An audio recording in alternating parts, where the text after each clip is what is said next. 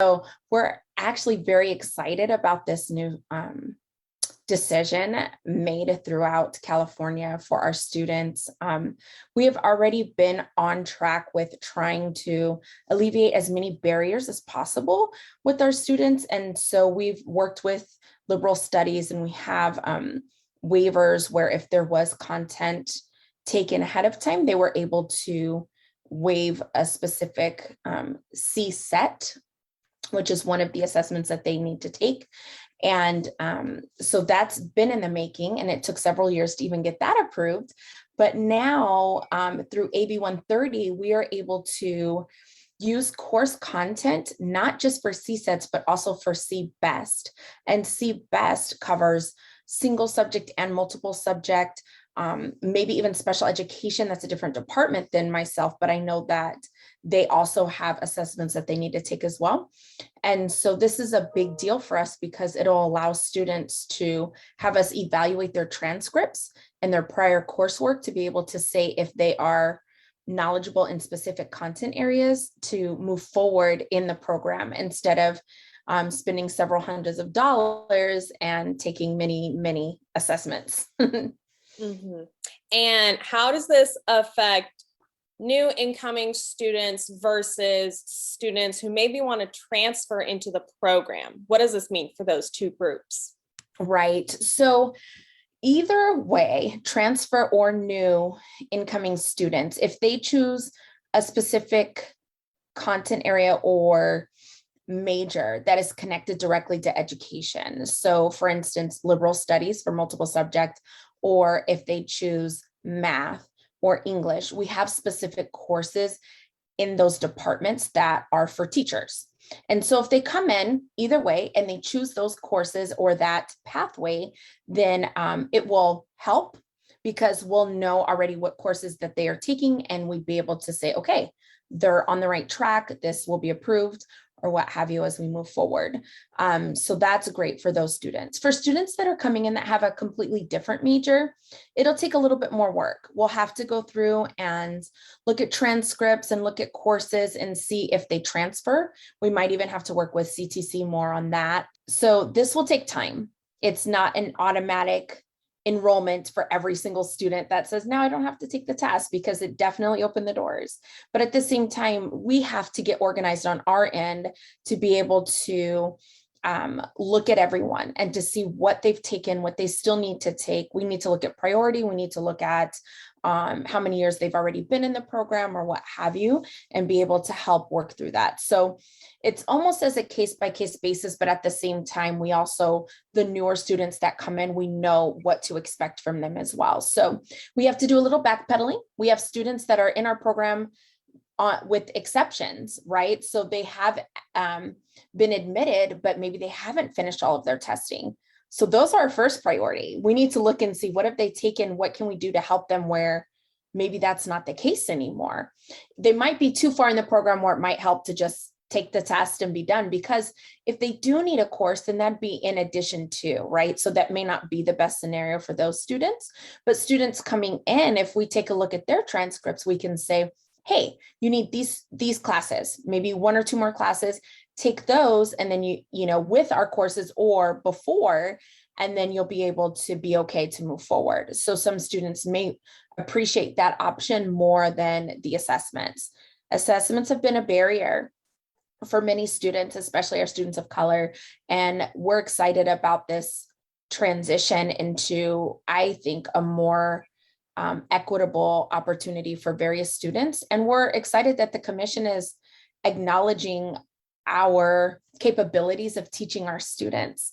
Our faculty are very knowledgeable throughout California, and especially through the CSU system. We have 23 campuses that educate our teachers. And so that being the case, all of the collaboration and development that we have based on that, we believe that it should be trusted and that we can support our teachers the way that they need to be able to be fully competent and have the skills needed to be in their classrooms. So we're excited about that. Mm-hmm. And the commission was saying a big driving force behind this change for them was how COVID-19 affected candidates' ability to take these tests, and it shut down a lot of the testing centers, made it for a lot of those candidates who were fairly close to getting their credential unable to get those exams and finish their programs and kind of leave them stuck. Is that something that you guys are hoping with this new program to be able to help those students who, again, were maybe just waiting to take these exams and have had the difficulty to do so because everything's just been sort of closed down and space is limited, and financially, it's a big burden that maybe they couldn't take on? Absolutely. So I think this pandemic has been horrifying in so many ways, but it's also been very enlightening. I think that we have learned as an educational system how to navigate in different ways. I think that the commission has been able to look at us overall and say, hey, let's make some changes because of what has happened so far. And they'll be for the better. So as we continue to move forward, hopefully these bills will stay in place and we'll just continue to progress instead of moving back to the way it was. So I think if anything, this pandemic has opened our eyes and helped us see other ways to help our teachers achieve and to get through our programs and still be very successful. We're not minimizing our rigor or the programs and educational courses that we provide. That's not going away. Right. And so all of that is still there. And I think if anything, our faculty has worked harder to even support our teachers even more. And as well as our districts, we've had to really partner with them and make this work. And they see our teachers and they see how well prepared they are. And I think that that's without the assessments. And so I appreciate that we're able to show that as we move forward, that our teachers are competent and skillful in what we can provide. And the pandemic did help us see how to do that. It forced us to make a new move. And I think that it was for the better. Mm-hmm.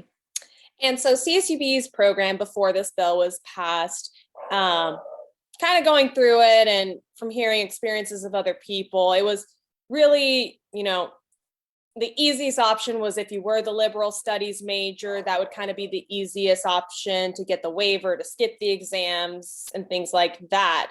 With this new bill, what's it going to be like for somebody who, say, went and got a degree in something not related to liberal studies, such as, communications or psychology? They finish their degree, they have coursework that they took while they were in school that would probably meet some of the requirements, but they've been really struggling to get their credential because of these exams. What's that experience? How is this going to change it for them? Hopefully better. It'll be better for them. We'll have to, again, look at those transcripts and really make sure that the courses connect with what CTC is requiring. That's the most important part. But overall, the commission is requiring that they're knowledgeable in writing, that they're knowledgeable in math, that they're knowledgeable in grammar and speech and problem solving. And if that's the case, there are other courses beyond liberal studies that has provided that throughout our university and throughout other campuses as well, and other universities throughout California. And so that'll take some time. We'll have to look at every university, look at their syllabi, look at what was offered and needed for them to pass that class and see if that meets what the CTC is requiring for us to even move forward with that. So that is definitely a case-by-case basis. And we would have to just really take that time to be able to analyze transcripts to see what courses that they'll need. But I think it's looking up for us. I think that there is more of a possibility where there will not be as many courses to take to make that up, or there may not be so many barriers in the way in regard to financial or even the time or what have you to take those tests. So we're hoping that there will be some overlap. And if there's not, we'll be able to provide a solution. And that's what's important, is that now we can say, hey, there's this class you can take versus take this test, and when you pass, you could get in. So now we have other options, which is exciting. So our students do not have to be forced into just this assessment or the few assessments that they would need. They have other alternatives to that. So we're excited about that. Yeah, definitely. So somebody who's, say, been going through a teacher preparation program and taking the coursework and things like that, and all they needed were the exams, and that was the one thing kind of holding them back. If they came to CSUB and, they were really hoping maybe to finish their program there and say, I've done the coursework, I've put in the work, but these exams are what's keeping me, what can they find here at CSUB? Open arms. You're welcome to come here. And there might be a class or so that we'd have to look at and compare to be able to say that it matches. But otherwise, if it adds up and we're good to go, then that's taking another step in the right direction to be able to obtain that credential. We have to remember that we are still a small campus. And so right now our doors are definitely open, and we are so excited about the opportunities for our students because of the barriers that have been removed. But we do still have a maximum capacity. We only have a certain amount of schools in the area and a certain amount of faculty to help get this work done for every student that applies. And so that being said, get your applications in and make sure you register on time so you don't lose spots, and make sure that you complete any and all items needed, get those transcripts together so we can work with you better to get you into the program. And just know that it's becoming more competitive here. And so if that's the case, then be ready to have your items together, and we'll work with you and help you get everything that you need to be a successful teacher. We need amazing teachers. So this is a great step in the right direction. And for anybody who's interested in applying to the program, how can they do so? Absolutely. So they can contact me directly because I am the chair. I can lead them in the right direction. So my email is bevans9@csub.edu. So they could contact me there. We're also on social media. So we blast Twitter announcements often, and also Instagram. So they can find CSUB, I think it's TED, CSUB TED. And find us there as well. That should do it. All righty. Well, Dr. Evans, thank you so much for taking some time to explain this process to us a little bit more. Of course. Thank you for giving us the opportunity to share our exciting news.